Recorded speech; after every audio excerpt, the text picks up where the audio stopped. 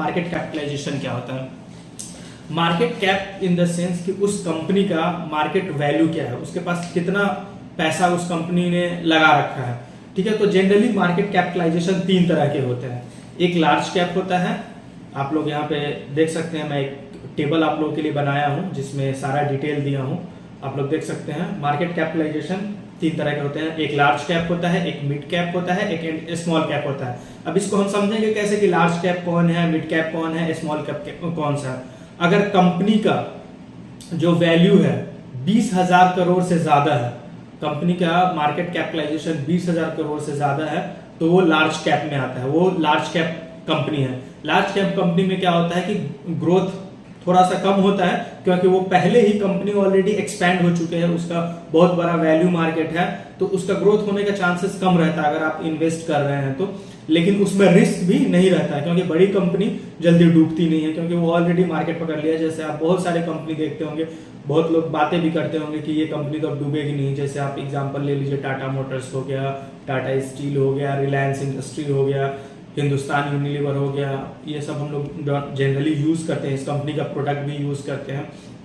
तो आप देख सकते हैं ये लार्ज कैप का मतलब ये हुआ कि जिसका 20,000 से ज्यादा का मार्केट कैपिटलाइजेशन है वो लार्ज कैप में आता है। मिड कैप में 5,000 से लेके 20,000 के रेंज में आता है, 20,000 करोड़। लेकिन इसमें क्या है, हाई ग्रोथ के चांसेस होते हैं, क्योंकि ये कंपनी एक स्टेबिलिटी पे आ गया रहता है। कंपनी मिड लेवल पे है, मतलब ये खराब भी नहीं है, ज्यादा अच्छा भी नहीं, एक्सपैंड नहीं किया, तो इसके पास एक्सपैंड होने का ज्यादा चांसेस है। मतलब कंपनी कुछ नया कर सकती है, आगे बढ़ सकती है, तो इसमें हाई ग्रोथ होता है कंपनी में। तो मिड कैप कंपनी में हाई ग्रोथ और मॉडरेट रिस्क भी होता है, चांसेस भी होता है कि कंपनी में गिरावट आ सकती है और कंपनी का बिजनेस मॉडल फेल भी हो सकता है। स्मॉल कैप क्या होता है, अगर आपके पास 5,000 से कम का मार्केट कैपिटलाइजेशन आप देख रहे हैं किसी भी कंपनी में, किसी भी कंपनी का 5,000 से कम का मार्केट कैपिटलाइजेशन है, मतलब वो कंपनी स्मॉल कैप में आता है और उसका हाई ग्रोथ होता है, उसका चांसेस ज्यादा होता है एक्सपैंड करने का, क्योंकि वो अभी कंपनी नई नई आई होती है, तो वो चाहती है कि मैं ये लाऊं, नया बिजनेस मॉडल लाता है उसमें, तो उसमें चांसेस भी हाई होते हैं और रिस्क भी हाई होता है, क्योंकि अगर कंपनी का मॉडल नहीं चला और कंपनी लोग उसको पसंद नहीं किए तो उसका चांसेस ज्यादा होता है डूबने का। अब मार्केट कैपिटलाइजेशन को हम कैसे समझेंगे कि इस कंपनी का मार्केट कैपिटलाइजेशन क्या है, उसको कैलकुलेट कैसे करें। तो एक सिंपल सा फॉर्मूला है, how to calculate market capitalisation, number of shares into price.